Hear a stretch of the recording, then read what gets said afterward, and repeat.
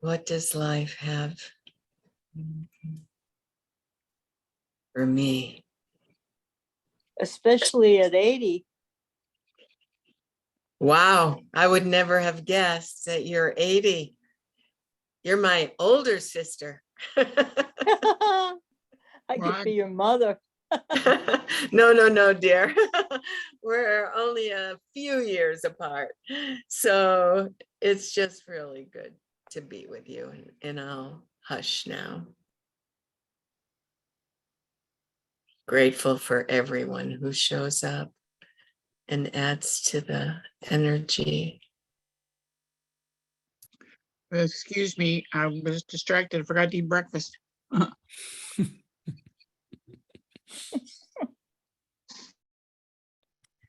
Good morning to all of you. Happy Sunday. So let's just start. We'll just close our eyes and let's just move into our hearts and then just into a conscious breath.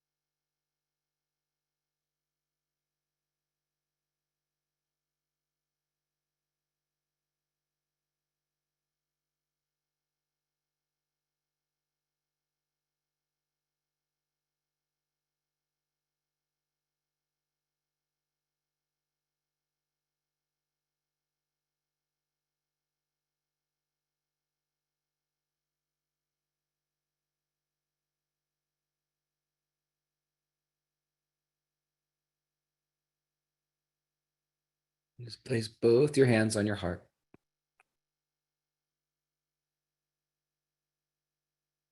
And let's just soften our hearts in gratitude.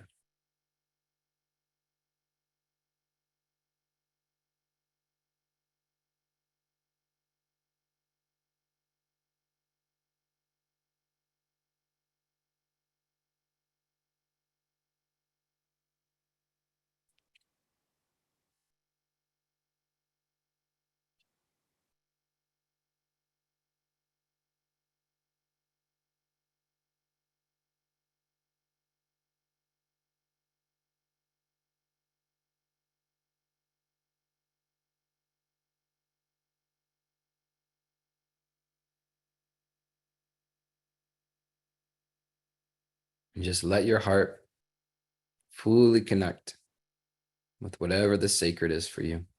Just ask that presence to surround you, to surround our whole class.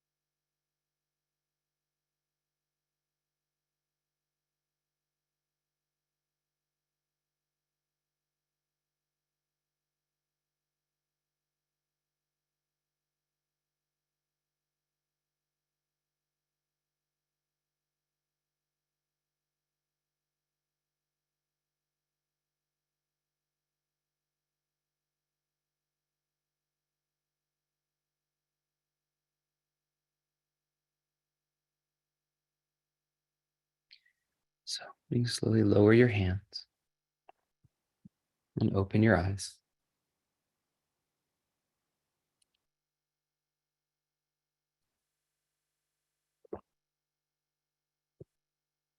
So good to see all of you. We hope this class is helpful, and these things that we're going through are things that can keep tacking on to your own journey. And I remember something once my teacher said to me in private, in a joking manner, when I lived in India. He laughed and he said, "The mind is a hell of a thing." And it was a very small, subtle statement, you know. But when I started taking my journey seriously, and what I mean by that is, for a long time, I was waiting for life or God to just turn the switch on and I was some liberated being. You know, I was waiting for it. I didn't take personal responsibility of learning what works for me, discovering my path. That's actually what it is. You kind of have to wait for the bus to realize the bus isn't coming, and then you have to start walking in the direction that you're trying to get to, and you learn your own journey. So at a certain point, I started taking my journey seriously, of just saying, why am I so unhappy? And how do I come out of it if it's possible? What does that look like? And what the heck's going on? Like, let's be honest here, taking inventory. What's going on inside? And something that I've really come face to face with, which has always made me reflect back to what my teacher told me, was that the mind doesn't change. Like, that's very, very hard to understand. Like, the mind doesn't change. So at least for me, I kept thinking at a certain point, things will somehow become different. But when I look exactly what's going on inside of me, and I look exactly how I was when I was 20 years old, 10 years old, I haven't noticed that the structure of the mind has changed. The mind judges everything. The mind is constantly fueled with drama and conflict, all as a foundation in fear. The mind is trying to survive constantly through thought. The mind has very ungrounded opinions. It assumes everything. The mind is downright mean. The mind can also be very beautiful. If I look at inside and I say, wow, like there's not like Doug inside, there's these flow of thoughts that are flowing through. We could say those are personalities, you know. You could say a lot of flow of thoughts in one direction makes sort of like a personality. I have personalities that constantly are very opposite of each other. And I think there's naturally this hope that as we grow, we become untangled from all of that. We just think it's all going to somehow become perfect. It's all going to become different. But what's really, really beautiful, at least how it is for me these days, is when I clearly understand, oh, I get it. The mind's not going to change. The mind doesn't change. And if you think the mind's changing, then the mind's just surviving through thought on that journey with you. So how wonderful if you just know that this is the way it is, this is the way it's going to be, and you have no control over that.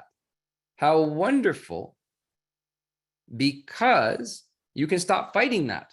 You can stop making that some form of priority to battle out, have control over, try to change, or be surprised by the absurdity of the mind. Pretty cool. And all that leads, at least for me, to a very important thing. You got no real control over it. You can't change it. Doesn't that all show you it's something separate from who you are or what you are?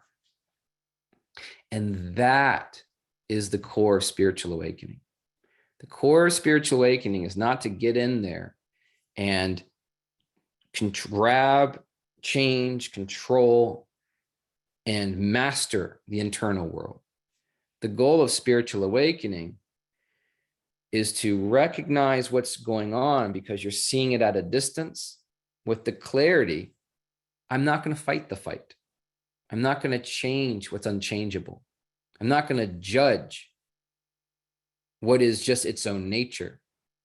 I'm going to coolly relax and allow. And I think that's where such confusion comes into life, is because the nature of our minds, which is very beautiful, is that in the external world, it has the capacity to change everything. If I don't like the way this room looks, my mind can plan out 1,000 ways to change it all around.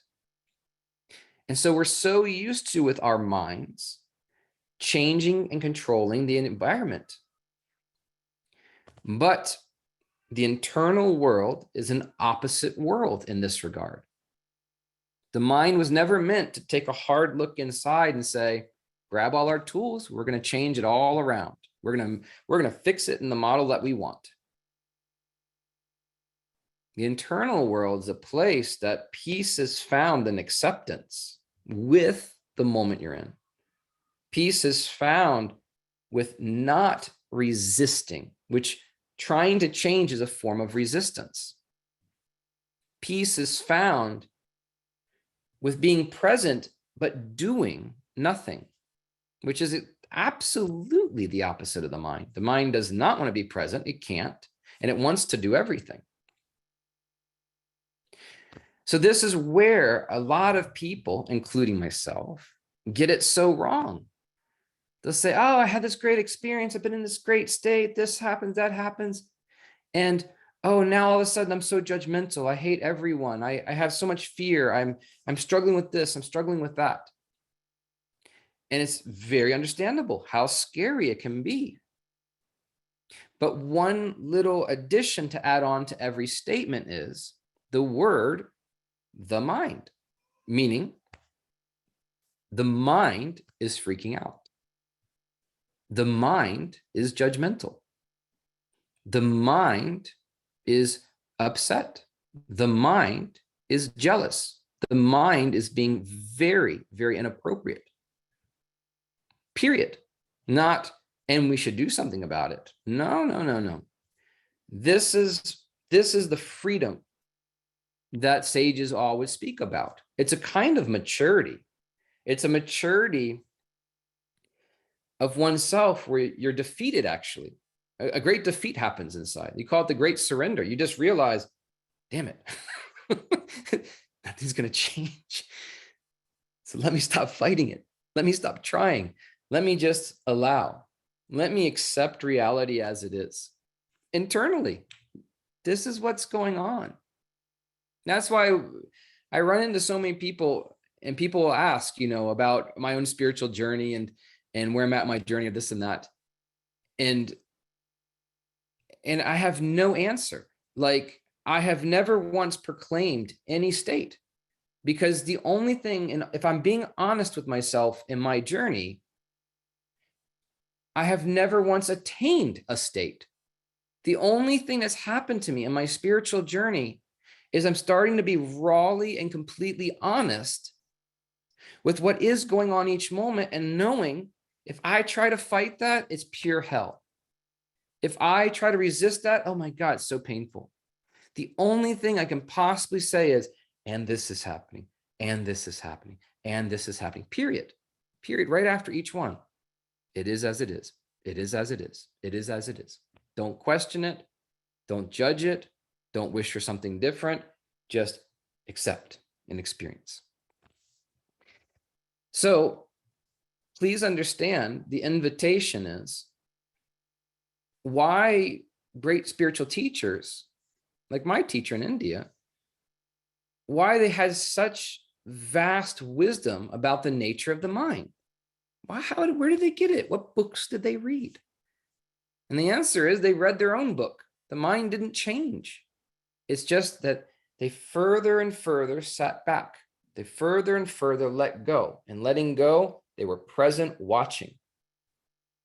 They understood the freedom is in total acceptance. The freedom is in the seeing itself is the freedom. In the allowing itself is the freedom.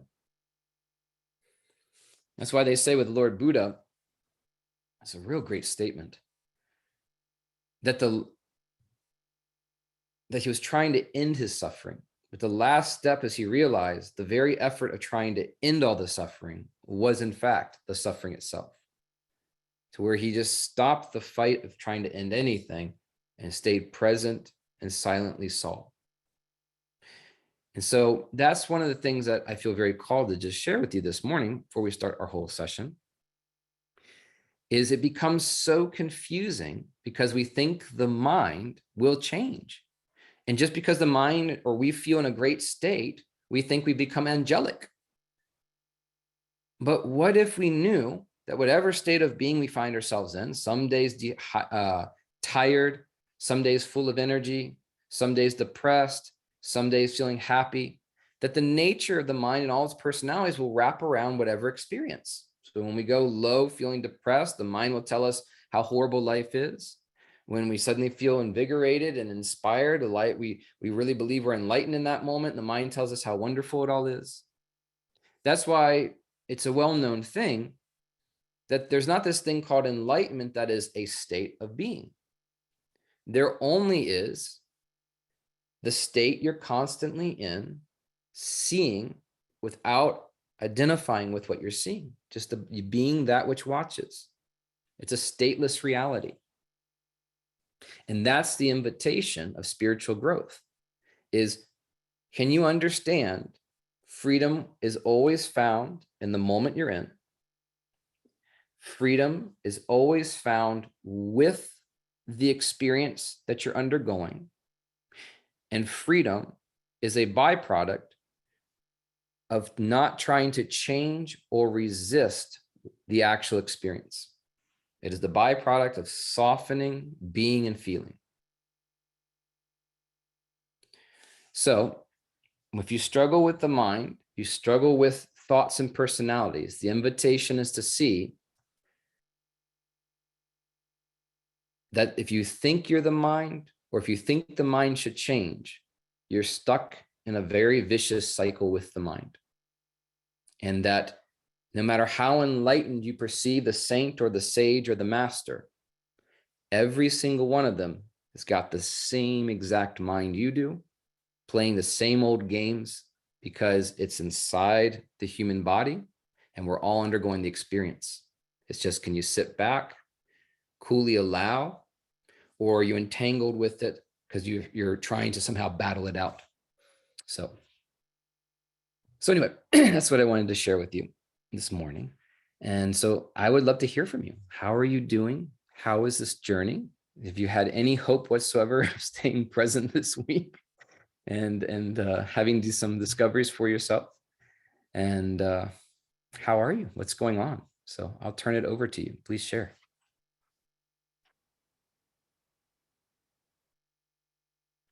Yeah, Charlotte, how you doing? You have to unmute yourself. I'm doing better. As you heard, I was in hospital again. Mm. I think it was a reaction to a chemical that they use to clean a chair that I sit in, and I got pneumonia. Okay. So anyway, but what I wanted you to know or to say, I had some very wonderful thing happen. I have very tiny veins, and they have a really hard time getting blood when they want to in the hospital. And it's very painful. And I decided, I went in to ask my divine to help me, and I closed my eyes when they were doing this, digging in my veins. And I turned myself over to Jesus or the Holy Spirit. And I had this happen one time before, that this enormous being surrounded me. It was not a body, but it was more like a shadow. But it picked me up and held me like a child. And that's what happened. Whenever they would dig in my veins, I would close my eyes, and I would be picked up by this being, my divine, and I felt the pain, but there was no suffering. And I never had that happen before. It's beautiful. That's very, very beautiful. Thank you for sharing that. Thank you. Yeah.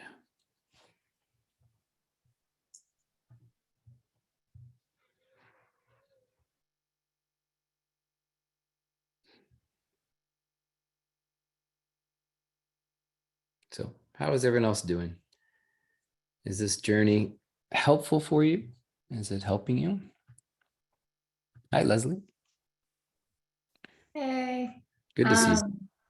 I definitely went on the roller coaster ride of mind the last week. Yeah, I think, and I'm sure there is some thing that's happening that I'm missing, but it seems just very random that I'll just get kind of hooked by a story or by a feeling or by a sensation. And then there are a lot of stories that I kind of have gotten used to, maybe is the way to say it. And then there's a few that I'm not used to.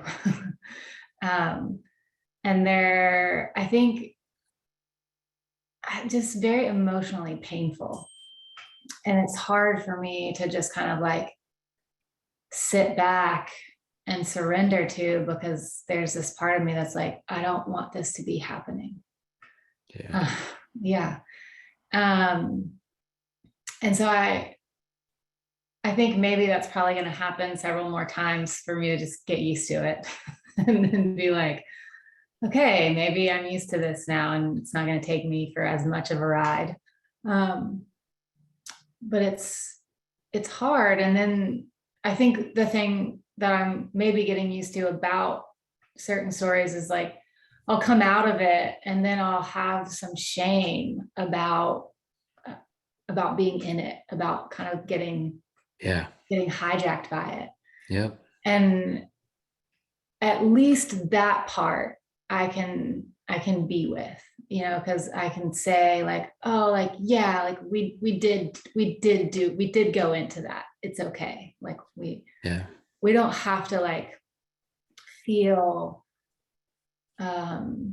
like unworthy or ashamed, or like we have to hide because we got hijacked by this thing that's really painful. Like, of Yeah. course we did. And like, we're going to get used to it.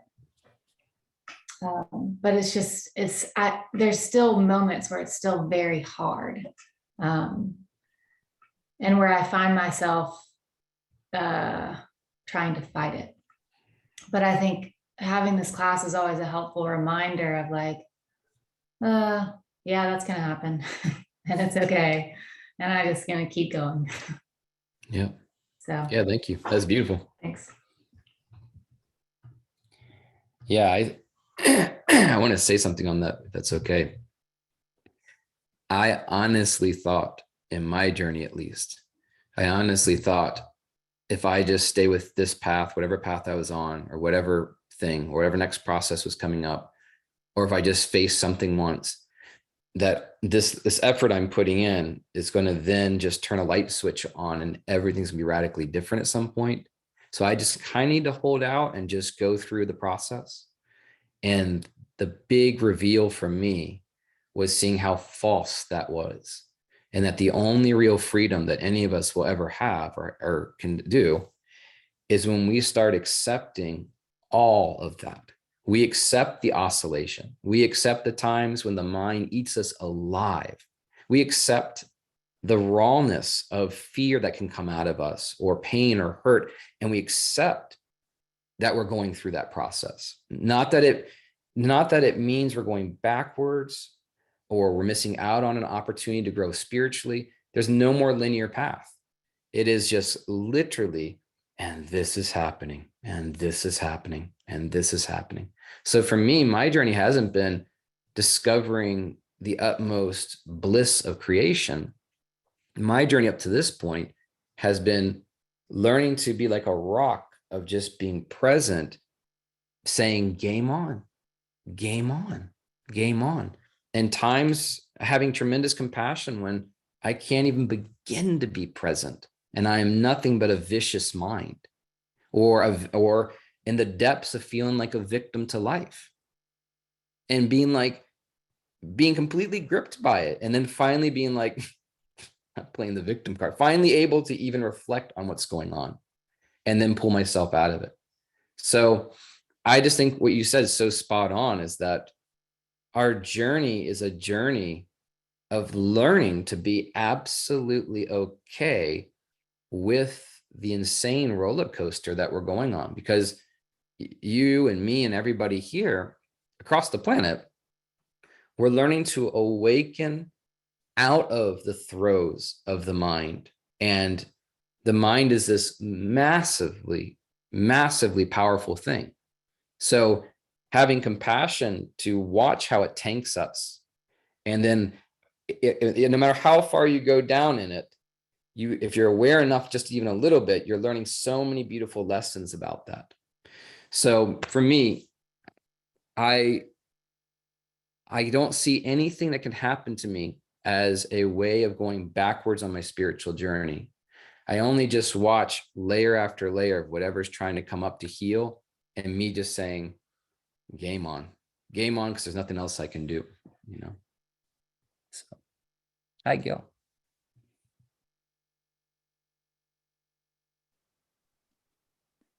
Hi, thank you, Doug. I just wanted to share that I have glimpses of seeing the mind and everything that you've said. When I'm by myself, but when I'm interacting with other people, I get kind of gripped by, I guess, by the mind. So, and it's especially when it comes to my sister and sometimes my husband. But anyway, that's where I hear what you're saying. Go into the heart, just watch. But I see it after the fact, but I can't be there in the moment. Yeah. Thank you. And that's perfectly fine. The problem in the journey of, if you look at humanity, right, at least in my opinion, and how I used to be for a long time. The problem isn't that you're unable to see it and you can reflect afterwards. The problem with most of humanity is there's basically no reflection afterwards. And so they completely believe that unaware state that we find ourselves in, that we're able to reflect afterwards and then learn from it. They believe that is the truth, that is them, and that is the way it is. So for all of us to have even the slightest ability to say, God, look how I acted earlier today. Like, let me just think about that for a second. And you're able to spend a moment to reflect about the misery that you caused yourself and others, or the divisiveness that was there, whatever it is. That reflecting is massive.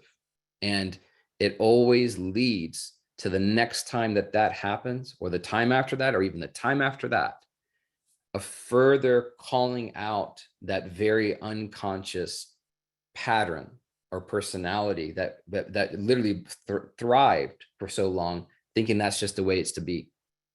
So for me, I found waking up out of personalities and patterns, I always find it for myself kind of a slow process where I'm not even seeing it. Somehow I have a glimpse of it. Next time it happens, I'm able to reflect further. By the third and fourth time, I'm then able to call it out as it's starting to happen. And I realize, that's just like a natural journey. And so I think that's beautiful. And I myself am at times very unconscious when I'm with people, and only afterwards able to start the journey of unlearning that. So, hi, Bruce. Good to see you.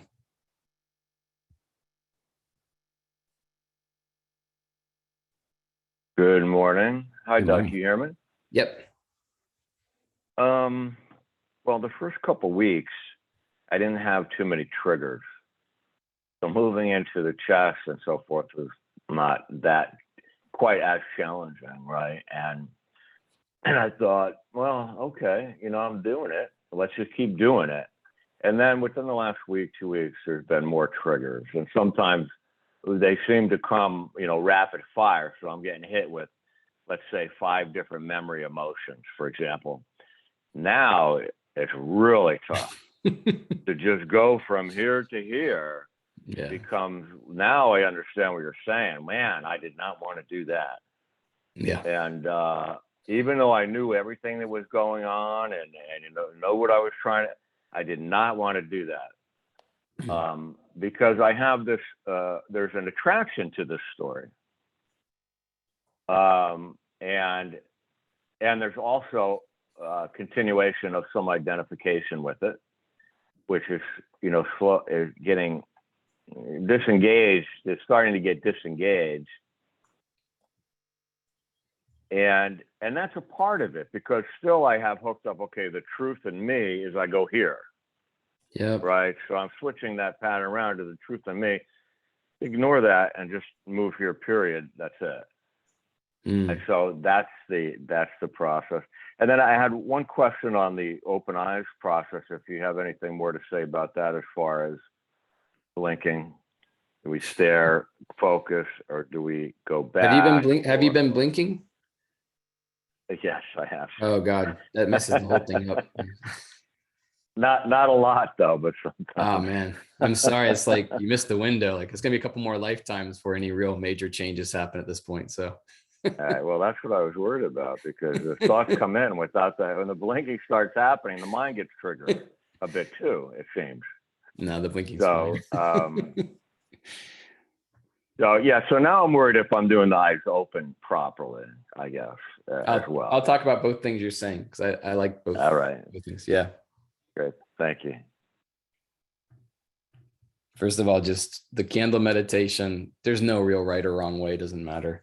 It's just an ancient technique that just kind of keeps you present. Because I know when I close my eyes, I just start wanting to fall asleep. I got 2 small kids. So I keep my eyes open. I don't do that meditation so often, but if you keep your eyes open, you can, it just allows your mind to just lock into something kind of wavering. That's all. It doesn't matter if you're blinking or not. The whole purpose of the open eye meditation, as far as the Tibetans, I believe, who are the ones who really created that or upheld it, is it just allows you to be here and now and present. So you can just explore that sense of beingness. That's all we're here to really discover, is that there is fundamentally who you are, your vast beingness. So our whole journey is like, hey, see it that inside of you, hang out in that space. Like, doesn't that feel complete? And discover that. So that open eye meditation was just a doorway. And if it doesn't work for you, don't do it. But if it's helpful, use it, that kind of thing. But it's not like, it's just a tool. That's it, So one of the most amazing things I want to just share, because what Bruce said is just such a cool thing. And we talked about this already, but I'm going to reiterate this. When we're hurt or we're in pain or we have a lot of fear, when we're amongst a situation with a person that we know or whatever it is, and it is bringing up an emotionally challenging thing, your mind, based on that pain, is determined to take some form of action. And the action always is trying to change it, trying to fight it, trying to run. It's fight or flight. And almost all the time, it's rooted in a deep, deep fear inside that you don't even begin to want to go there with. So regardless of what's working itself out, there is a conviction inside. Well, yeah, I'm staying with it. I'm processing it, but I definitely need to do this. And we're gonna have to do this now. There's like this stance that something has to happen. And so if you look really closely, no matter how logical that stance is, that something has to be done about this, that we can't take this anymore, that it feels like the whole world's caving in. When we look at that energy that is, we got to do something about it. If you look closely, it is a very strong energy that is kind of telling you, move away from this pain. And so it's like, yeah, I'm staying with it. I'm spiritual, I'm breathing. Okay, but we still got to do this. So what I found, I get that. So what I found is, I'm like, okay, I always tell myself this, okay, we probably do need to do that. Makes a lot of sense. So let's first completely heal this and then see if that's what we're going to do next. So I always make a deal with myself. And of course, I know the outcome every time. The outcome is quite amazing. I will process this. It takes me a couple of days sometimes. I will process it. I will stew. I'll whine. I'll complain. Prema hates me talking her ear off, but I'm processing. Then every time I wake up the next day or somehow throughout the day, it lifts. It just lifts. A pimple pops. It's just kind of not there anymore. Along with that, the story went as well. I know probably some things do need to change. Don't get me wrong. I wouldn't want that to happen again, whatever that was. But there's nothing inside of me that sees a problem with anything anymore for that situation. Then very naturally, because I'm not in pain towards anything, I just have clarity. Like I just have clarity. I'm just like, I'm done. Yeah. And we're good. No hard feelings. I'm going to talk to that person and we're good. I don't want to do that anymore. Or you know what? Wow, I need to apologize. I got to go apologize just to even have caused problems in the first place. So I realized the answer really is found after we process the pain. And the answer is always from a place of a lot of love and understanding, compassion. So I have like this policy with myself, which is never make a decision when gripped in pain, no matter how much it seems like such a great idea. That action coming from the pain literally creates that pain is transferring through the action. So one thing I've noticed about life is that if you look closely, life is just spontaneously happening.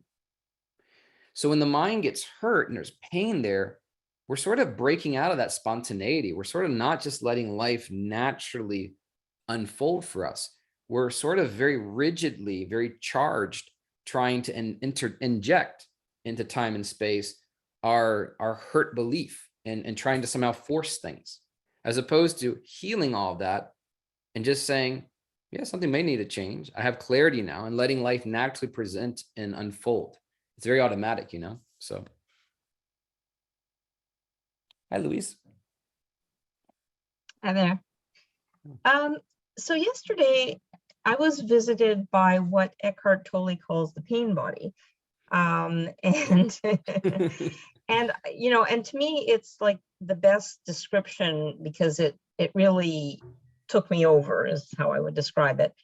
And like, the story isn't all that important, but when you talk about the stuff you're talking about, is that the equivalent of what he calls the pain body? Yep. Spot on. It's exactly what it is. Okay. The only thing I would offer is that I've noticed my pain body lasts shorter amounts of time over my lifetime. That is, but I am also a little bit disappointed that it came and it took me right over. It was just like, oh, so there you go. Yeah. Thank you for Thanks. sharing that. It's really, really beautiful, at least for me. I mean, I already spoke on this, but I'll make it short. I don't want to keep you too talkative. One of the things that's really a big invitation is that what ends up happening is just as you're processing your stuff, you'll find a majority of the time you're actually processing somebody else's. The fact is there's actually no somebody else, but like that has to really dawn on a person at an experiential level. You have to wake up and actually see there's not another. But I had always thought I'll just work out my stuff and I'll be free and clear. The only thing that happens these days, I feel everyone. So like I'm in front of anybody or anybody's upset. I mean, I'm processing the heck out of stuff and there's nothing to do. And you're just sitting there going like, breathe, breathe and feel. So for me, I've stopped trying to end processing pain, and I've stopped being upset if my pain body consumes me. I just know all I can do is just surrender and experience each moment, and whatever unfolds, unfolds. And that in itself is the freedom, if that makes any sense. So, hey, Walter, good to see you. You have to unmute. Yep. There you go. Did you do it? There's like a little button to unmute. Okay. Yep. Can you How you hear doing? me? Yep. Good to Good see you. morning. Good morning. I want to share with you an experience I have daily, almost daily, with the power of the spoken word, the power of prayer and invocation. Like last night, I was very tired. It was a very challenging day, a typical roller coaster day, as Leslie has mentioned. And at night, I'm daily doing the rosary with my grandchildren who are 700 miles away from us. Wow. Over the telephone, over the speakerphone. And I almost didn't want to do it. I was tired. I was on the couch taking a nap. But then the phone rang and I answered. I said, oh, let's do it. Okay, my son said, actually, why don't you go and continue with your nap? However, as I forced myself to participate in the rosary, first of all, I could not quite get my heart into it. My mind did not want to do it. But as I then finally accepted to participate, and I could hear the voice of my grandchildren, and it came to me that this was a responsibility for me to do that night. And as I continued and I entered more into my heart, not mind the words of the prayers, actually the words are almost not that important, but the intention of the words. All of a sudden, by the second sequence of the rosary, I was awake, I could kneel, I could stand when certain prayers were given, particularly when the Fatima invocations were given. At the end of the session, which lasts usually half an hour, I was wide awake and fully functional. And I find this also in the morning. In the morning, I usually start out with yoga exercises, with a short meditation, and then do invocations and prayers, typically starting at 5 a.m. in the morning. And as I give my invocation and I hear the sound surrounding me, I have a great acoustic hall where I can do that also together with a symphonic gong. I very much become awake and awake and awake. And by the time the day starts and by the time my employees come at 7 o'clock, I'm wide awake. Now, I know the difference of giving these invocations and prayers from the heart instead of from the mind. So I just want to share this, the power of the spoken word and the power of sound, how it can affect our spirit, how it can affect what we can do in a given day. So that's what I wanted to share. And if you have any comments on that from your tradition, I would appreciate that. Thank you. Sure. No, I don't have any comments. I think that is absolutely spot on. I think the thing that you said about the heart, I found that to be true too. I found, to me, divine grace is very real. The divine presence is very real.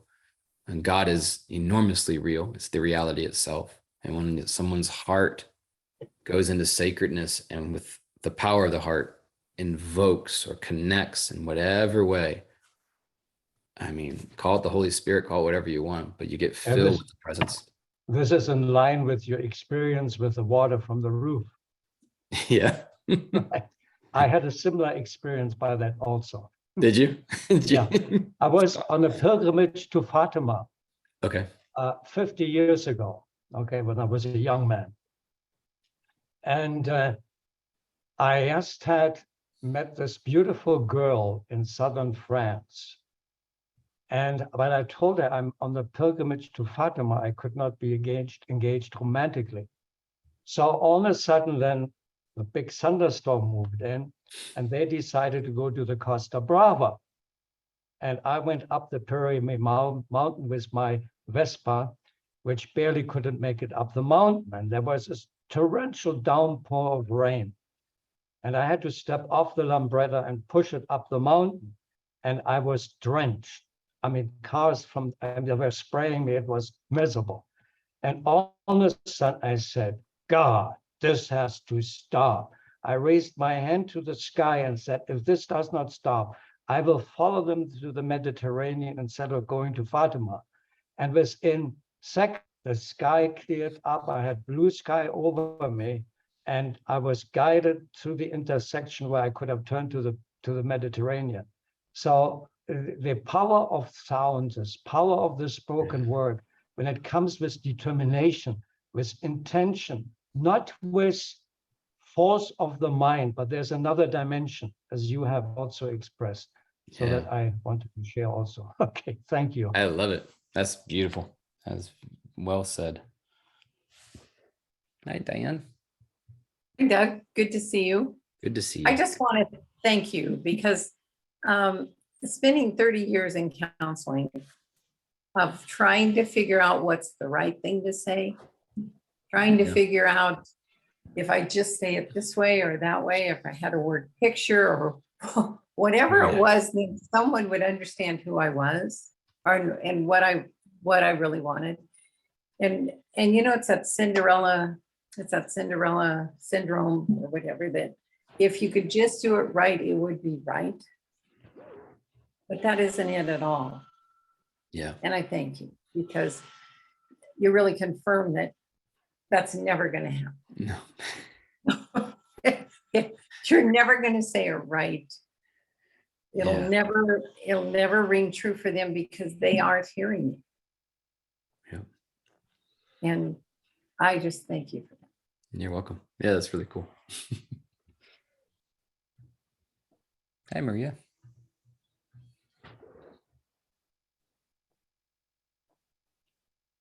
You have to unmute. Yes, hello. You got it. Can you? How Yes? you doing? Yeah, good to Okay. see you. Good. And yes, for me this week, was really a stressful one. I woke up very early to do the meditation with open eyes, and it really worked for me. On Thursday, I had a very stressful day because I work here in Bogota in a peace tribunal, and I was going to have like a meeting with two military guys that, well, they commit a crime, but they didn't see each other in the last 16 years. So that Thursday, I was really stressful. I wake up at 4, I did my meditation, and my mind was like struggling me with not only with my fear that I could feel of that day, but also with like all the tasks that I needed to do like in the next 3 weeks, like it was not enough all the stress of that day, but my mind was, and you have to do this next week and that on Monday. And I'm like, okay, now I'm going to be present like today. And I did my meditation and it was helpful, but it was really amazing that I went out for a walk at 5, and usually I use music to do the walking, and I just felt that I need to be absolutely present, like on my body, on everything that was happening that day. So I take off my music and I say, okay, I'm going to listen, my breath, the birds. Here in Bogota was really cold that day, and even the cold. And that was almost the only way that I could like have a little bit of peace, to be really, really, really, really in the present, and walking like, I don't know, hour after hour, but because that meeting was in the afternoon, and like to be really, really in the present and try to arrive to my meeting a little bit more calm, because in that meeting, my feelings were I don't know how to say that. Like my feelings were not the most important, because I needed to be present for the feelings that were going on between these two guys. But it was like, for me, that day was a training day, like I was tested by my mind every time. I was, of course, worried. I didn't try to say, okay, I'm not worried, I'm pretty cool. No, I was not cool. But like, I think that the wake up meditation, open eyes meditation, sorry, and was very helpful for me that day, like to really try to, okay, it's just in this moment, it's this time, I need to take my bike, go to my work, like truly be present. And I had that meeting, it was pretty cool, very, very, very sad anyway, very, very touchy. And I was like with two other day and Friday and yesterday with 12 guys that now they are criminal of human, less, I don't know how to say it in English, but yeah, like world criminals here in Colombia, and how you can discover their yeah, like they're just persons that made bad things. But all this week, because everything was too how to say, very close the days, It's like if I wasn't present, was going to be not useful for them neither, and for me neither, you know, like Yep. we could stay in our minds. So I think it was very helpful for me, this meditation this week. It hurts, but I don't know. I could feel that I could arrive like until Sunday pretty much alive. But sometimes I have a question. Maybe I'm not doing this process this well, or I'm so exhausted, you know, to be in the present for me sometimes is really exhausting. Yeah. And I don't know if it's normal, or maybe I just have too much resistance anyway to be in the present. So it's not so easy. I don't know. I just have this feeling today. But Yeah. thank you. Yeah. Thank you very much. You're welcome. So really quickly, anybody who tries to stay present or be present, you're going to be confronted entirely by a mind who's refusing to be present. And we'll talk about that for our lesson today. And learning to be present can be very, very exhaustive because it requires all of your energy. It requires every facility inside to maintain being present. So even, I keep quoting Lord Buddha, not Buddhist at all, but it was well known with Buddha as he was finding his freedom under the tree, that he would end up finding himself exhausted and having to sleep. He would sleep half the day, and then he would get up, be rested, and then again stay completely present, and then be absolutely exhausted. So it's like this muscle that's being worked out. And it's a messy job because everyone's just thinking, oh, I just do this and I'm free of all this stuff. And it's like, no, you're finally cracking open everything and you're not moving. So it's all to be expected. So I'll take the last one. How you doing, Linda? Wonderfully well, thank you. I want to report the benefit that it is so beneficial to me, the open-eyed gazing. It's been beneficial, the deep belly breathing. So of course I'm doing this while I'm open-eyed gazing, and I'm melting and softening to all resistance. Cool. And then I'm seeing and being. And the state that emerges, I am so surprised that it has become a muscle memory. Yeah, correct. It just, the deep breathing continues during the day. The reminder just to be seeing and being. It's changing the way that I experience my own life. So I don't know where it's going, but I'm very pleased with what's happening. Thank you. Yeah, beautiful. Thank you for sharing that. Hi, Lori. Hi, Doug. Hi, everyone. I really agree with Linda. I just wanted to say about doing the candle meditation.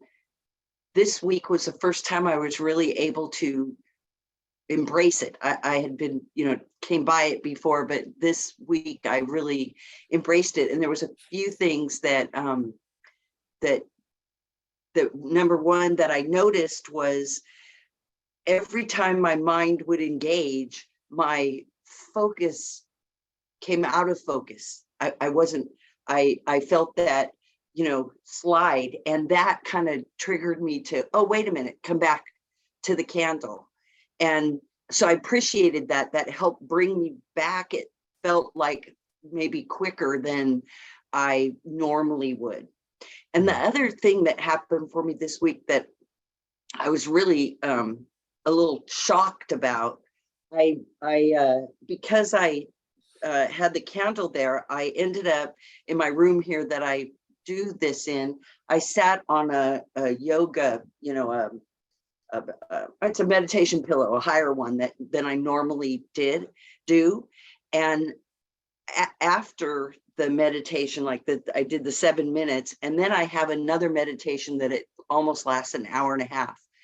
The entire time I sat straight up without any slouching or hurting or anything. And at first I thought it was a fluke, but this all week long, it continued. And so I felt like something shifted in me with that. And I just wanted to share that with you. I really appreciate this. That's beautiful. Yeah, thank you for sharing that.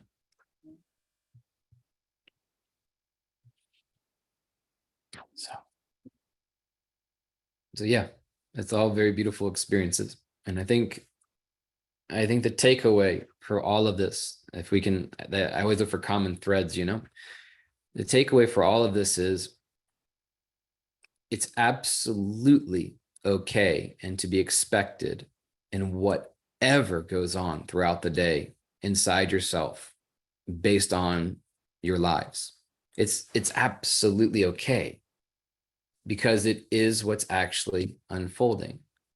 And our entire journey, the journey of the saints or the stage, was learning to be so present and so allowing of whatever's going on that there was no resistance. And they were just there, still, silent beingness, and allowing the process to happen. And if you can just allow yourself to have the experience, regardless of how absolutely intense it can be, you're allowing your nervous system to process it, to heal, and a layer to work off of you. So the spiritual journey is the same kind of journey of like a tree growing. It's just day by day, slowly, steadily, it grows, it flowers, it fruits. And that's exactly what happens. And the problem with our society is we hear a word called enlightenment or to be awakened, and we think there's like some shortcut that just simply gives us this thing, this name, and we're upset that it hasn't been given to us. We're trying to fight to find how it is. We're trying to take the quickest route to it, all the while avoiding the natural inbuilt process, the natural alchemy of being present in a non-resisted state and allowing yourself to feel. So this is a perfect segue to now talk about the lesson for the week. If there is one thing in spirituality that everybody has to come face to face with, which I would say is the very core of what the mind is trying to move away from, if there's one thing to master in spirituality, it will be learning to not be afraid of fear.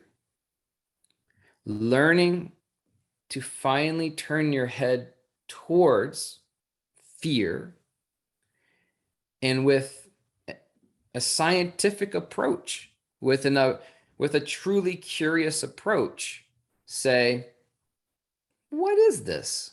What is this fear? Not where is it coming from? Not why is it here? What is this uncomfortable emotion, this uncomfortable sensation that's pretty much just in the torso? I never felt fear in my head. I don't really feel fear in my limbs. It's this grip from like the stomach up to the throat. What is that? And so the first question to it is, the first awareness to it is, are we not, in all the activity of our mind, in all of the divisive unconscious actions in all of our relationships, including the relationship how we even treat our bodies, are we not managing this fear? Are we not, all our compulsiveness, all of our rapid overthinking, all of our addictions to even escapism, the highest addiction. The habit is somehow keeping yourself occupied. Is it all not to manage this thing at the core of us called fear? And isn't, at least for me, the highest hopes that one day God will see how worthy we are, come down with a magic wand, touch us on the forehead, and say, you're finally ready for enlightenment, and what will lift up? Wouldn't it be fear? And it'll be replaced with the unconditional love. So there is a stage in spirituality where you become very, very helpless and very hopeless, because guess what hasn't gone away? As much as you've healed dad issues, mom issues, this issue, that issue, the fact that your mind's terrified about everything. You're going to die one day. Oh God, I hope it's not a stage 4 cancer. Oh my God, I don't even go there with thinking about that. Oh my God. Oh my God, my finances, I could be broke. I'm going to lose the house. Oh my God. Oh my God, I'm so embarrassed. They all think of me. Oh my God. We're consumed by the mind basically freaking out. And that feeling of fear is horrendous. It's horrendous compared to just being angry, just being jealous, just being sad. It's almost like those are managements of it. So won't it be a certain point in our journeys where we're going to say, if I'm going to be honest with myself, that hasn't gone away. And so that maybe leads to another question, which is, okay, what is that? And that, I have to honestly say, is the ultimate level of maturity on the spiritual path, as far as I'm concerned, where you actually start saying, oh crap, I gotta face this. I gotta face it not just once. I have got to invite this consciously into my reality. I have to admit, I have to take a hard look right dead center and say, crazy little demon fear thingy that's been basically gnawing on me my whole life. Welcome. Let's have a good conversation together. So our whole talk today is going to be, I want to show this, at least how I've seen it myself, and give you an invitation. Fear is, no matter how terrifying of a story that wraps around fear, no matter how insanely believable it is, it's just an uncomfortable sensation. We have to call it for what it is. Fear is an uncomfortable sensation in the torso region. So at least we've identified where it's coming from. It's just somewhere here. It's uncomfortable. And my God, it can be paralyzing sometimes. So the first thing we have to understand about fear is we are in fact talking about an uncomfortable sensation. So we can't necessarily be terrified or afraid of it. We have to say, I'm done being terrified or afraid and not wanting to address the core fear inside. That's step one. You have to start learning to see how we are all the time dodging and trying to manage and trying to coat something that seems like a bottomless pit. Anger comes and goes. Jealousy, it comes and goes. But there's something way deeper that we just don't even begin to know what to do with. And when it rears its head and snaps or stings us, it immobilizes us. So everybody on the spiritual path is going to grow into a stage where they're saying, I got to look that thing right in the eyes. And my invitation is please do. It's not nearly as bad as you think. In fact, it's kind of like needs your help. So the first step is seeing that you're trying to move away from it. You're trying to just not go there because it seems like it's endless. And this is where that breath comes in. we have to learn to say, I'm not going to be afraid of fear. I'm not going to struggle with it. I'm going to allow the experience to happen. That's huge. I'm going to allow myself to have the full raw experience of fear. I'm going to allow this to happen. I call this dying the death. That's the term that keeps always coming to me, because fear grips you like you're about to die itself.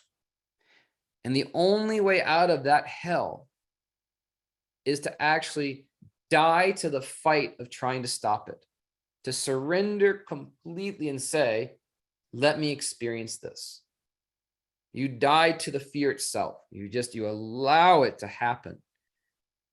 And it gets like a fire. It can consume you, but you're so present, allowing, you're so breathing and allowing the feeling to happen. It's almost hilarious. But what happens is it will start being felt and processed by your nervous system in that moment. It will peak and roar and flame, and then it will die off. And the person who learns how to hold space, how to allow the fear to truly pounce on you and consume you and be processed, it's a whole nother level of mastery. It is something everyone is vastly capable of, but we so don't want to go there, because the mind, when it gets gripped in fear, comes out with a concoction of whatever story that seems like it's the absolute reality. And we're blaming all of that fear on time and space. And we're just waiting for the world to stop ending so we can calm back down. But the journey is exactly the opposite. The journey is recognizing you've been stung by the beast of fear inside of you. And to immediately start saying, I'm not going to be afraid of this. This isn't the end of the world. I am going to allow myself to I am going to allow this fear like a flame to consume me consciously as I breathe and I let my nervous system have this experience.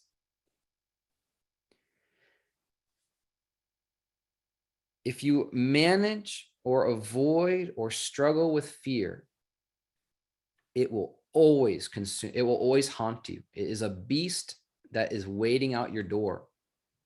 And your entire spiritual journey is actually a pursuit of moving away from fear. And you think you're getting closer to somewhere else. There's nowhere else to go. So we have to look at now, on a side note, what the heck is fear? Because fear isn't here in nature. Fear is felt in the body, but it doesn't seem to be exactly produced by it. Fear seems to be so deeply produced by our perception of things. And when you look at how terrified you are of some situations, isn't 99% of the time when you actually experience the situation or hear what's going on, you see that almost 80 or 90% of your fear was made up? It was never that bad, or was totally misunderstood situation, or the other person didn't even care, whatever it is. So it's like the mind is generating fear, and that is absolutely correct. All this fear inside is produced by the mind's perception of reality. Now, that doesn't mean anything. It doesn't even help when it comes to processing fear, but you can at least know this is all being generated by my mind. And the question is, why? This may not make any sense what I'm about to tell you, but it's an enormously powerful seed to be planted, because you'll come face to face with this at a certain point. In the very present moment you're in, very unconsciously, the mind has its stakes in the ground its little stakes to its tent that says, I exist. It's the mind's nothing but a nonsensical, non-existing thing, but it believes it's a firm structure inside of you, and it has its stakes in the present moment, saying, I exist.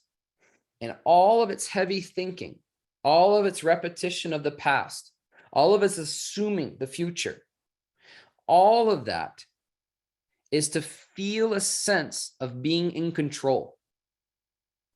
It is feeling a sense of feeling secure by knowing as much as possible about your environment through its analysis, through its rehashing of the past to constantly reinforce what it thinks it knows now, of all of its intellect trying to say, well, this is what we can do to stay safe, to feel secure. It lives in a world of knowing. That's very, very important. The mind creates a reality of experience of saying, I know. It's like this, it's like that. And it's like that, it's like this. And it makes me feel secure. And this is what we know. So all of the sense of individuality or self or feeling broken off from the other is completely contrived of the mind 24/7 having little ripples and waves of saying, I know. It lives and thrives in a reality of thinking it's grasping time and space. It knows what it knows, and it feels very secure. And anything that disrupts that is terrified of it. What's happening next? What's going on? What do I do? The sage discovers that. The sage starts seeing the very fabric of creating fear, the very first ripple of it is deriving out of the mind trying to hold on to what it thinks it knows. It's trying to be in control in this moment.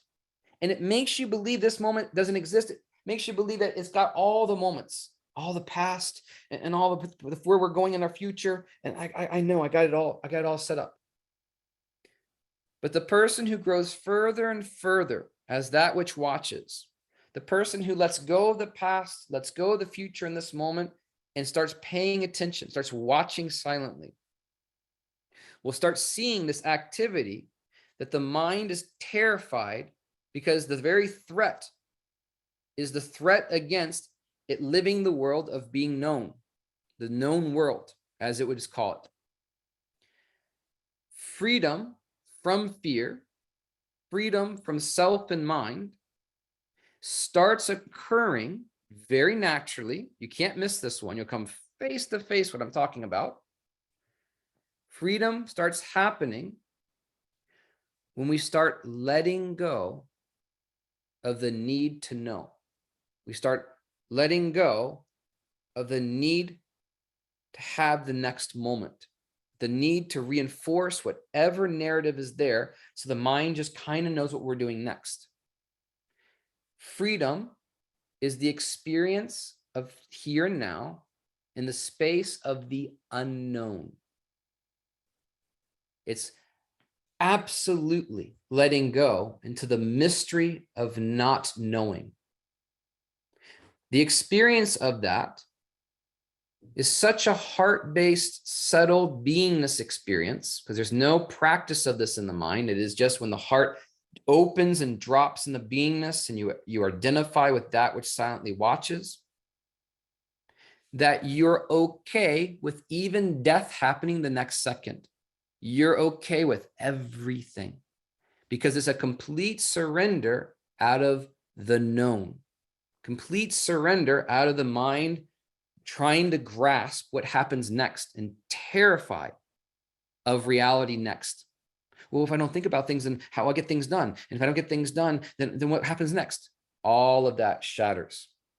It shatters not permanently, but it shatters because you become so present, you realize the very generation of the unconscious fear inside is my mind trying to hold on to, control, and struggle with what's happening next. But what if in this moment, I let go of next. I let go of all of future plans. I let go of all trying to figure it out. I just let go. And in that space, you start experiencing the realm of the unknown. And the big problem the mind has with that is it thinks, if I'm not thinking, if I'm not concerned, how will life unfold? And the answer to that is life is unfolding whether you're thinking about it or not. Life in all of its intelligence is conspiring and pushing forward your destiny, your incarnation, whether you're thinking about it or not. It's like being on a roller coaster. If you just relax, it's going. It knows exactly what it's doing. It's a predetermined thing. Or you can sit there and scream, no, go left, go right. What are you doing? I need to understand everything. And all of a sudden you're having a horrible, miserable journey on a predefined track. Life is unfolding. The gift of life is when we drop out of the mind's grip of being in control, resisting, and trying to know in this moment. And we let go into that which is watching silently. Let go out of the need to know what's next. So I just want to plant that seed for you to discover if any of that's true for you. And the invitation of today and the focus of this week is that we are now going to actually start paying attention to what is the core pain point inside of us, which you'll find out with the sense of feeling separate from everything is a deep, deep pit of fear. We're ruled, gripped by fear. And what anybody naturally goes through is we start saying, step one, look how I'm constantly managing this. Look how my life is weaving around this. Look how I don't want to go there. Step two is saying, I need to not be afraid of this fear anymore. And the invitation this entire week is, can you allow yourself to actually presently hold space with experiencing fear? Can you actually say, let me allow myself to embrace and experience the sensation that's being labeled as fear? And if you can do that, fear no longer rules you. Fear no longer can do anything to you because you have truly reclaimed fear being something that is tossing you like a rag doll. You're truly now holding space saying, I'm not moving. Does this make sense? Okay. So we're going to do a small meditation. Let us take a break, maybe for like 3 minutes, use the restroom, and then we'll go into a process.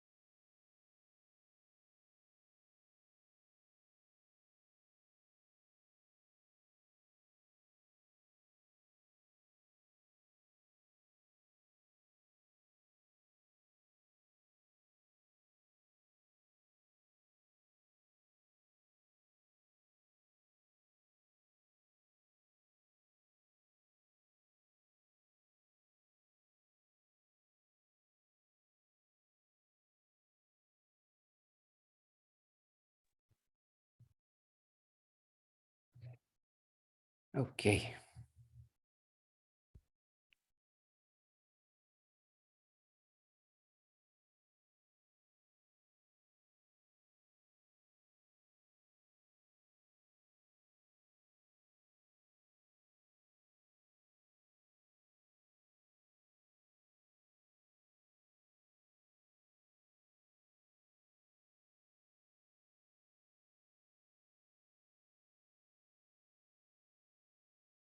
So we'll do a process. I just want us to close our eyes. We'll sit upright.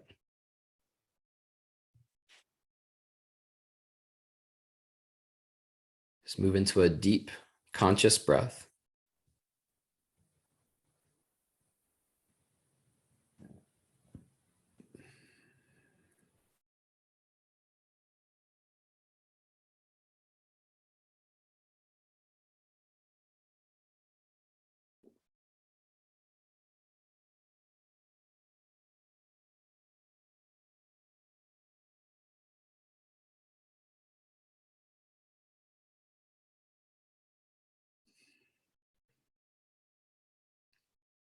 We're going to be doing a breath of fire, but if you don't like to do breath of fire, just continue with the deep, slow breathing. For those who want to do breath of fire, start at a slow pace. You can follow along.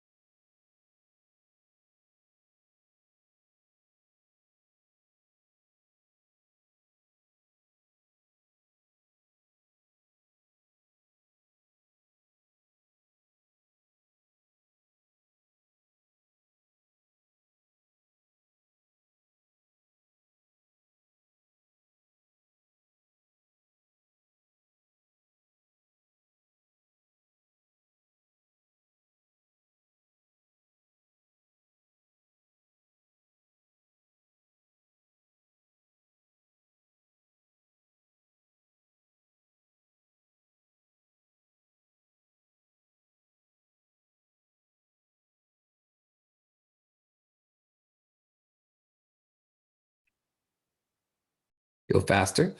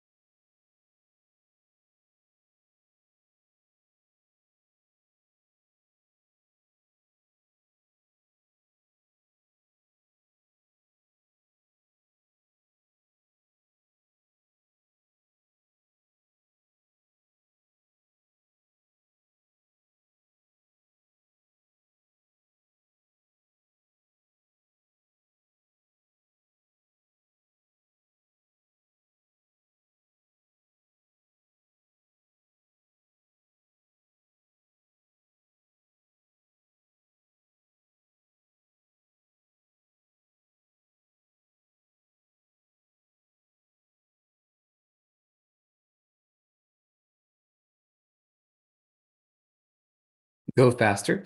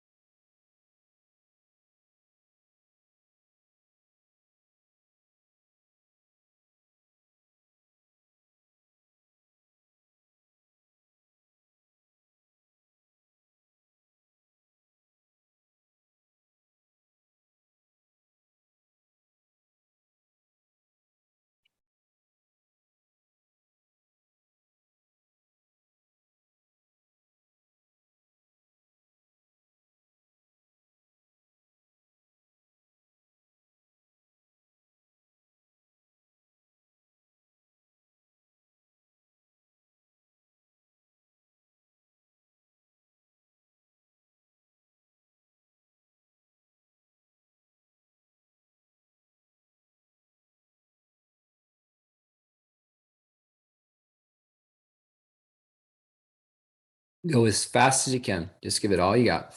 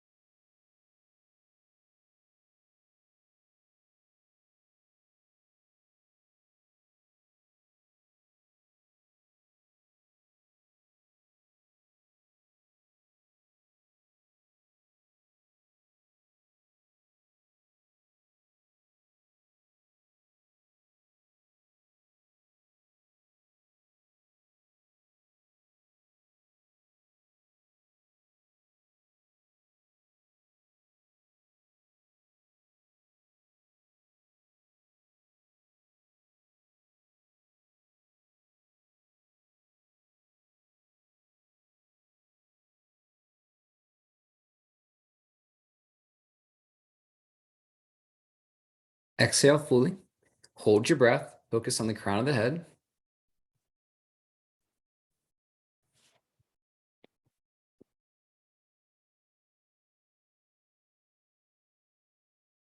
Inhale as deep as you can. Hold your breath, crown the head.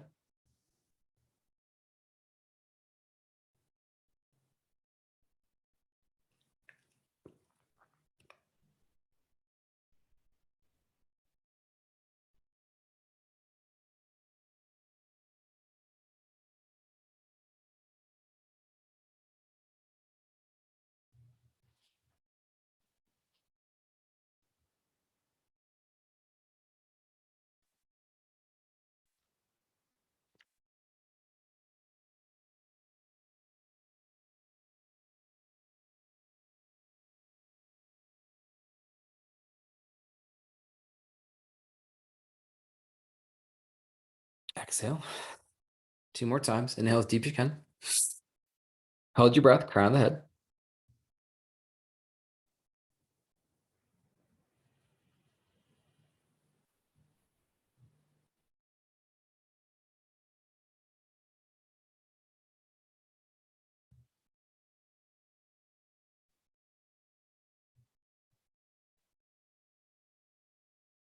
Exhale. Last time. Inhale as deep as you can. Crown the head. Hold your breath.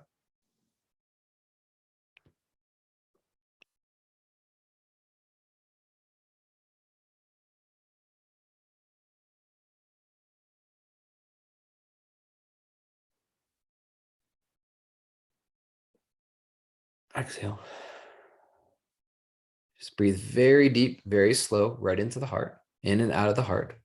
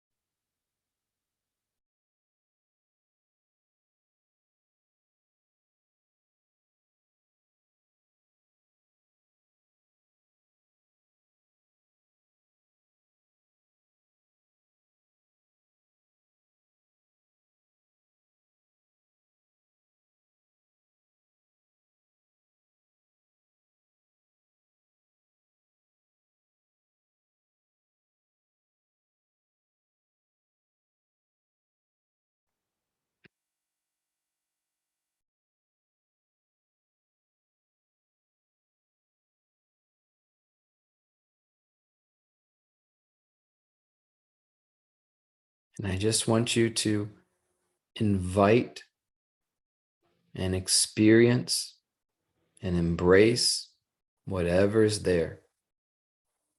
Breath by breath, feel, be, and silently see.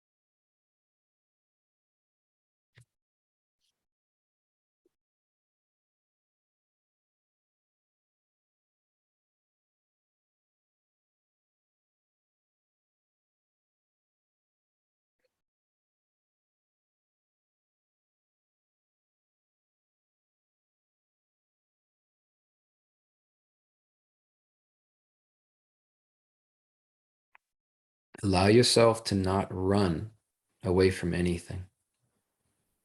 Allow yourself to breath by breath experience whatever's there.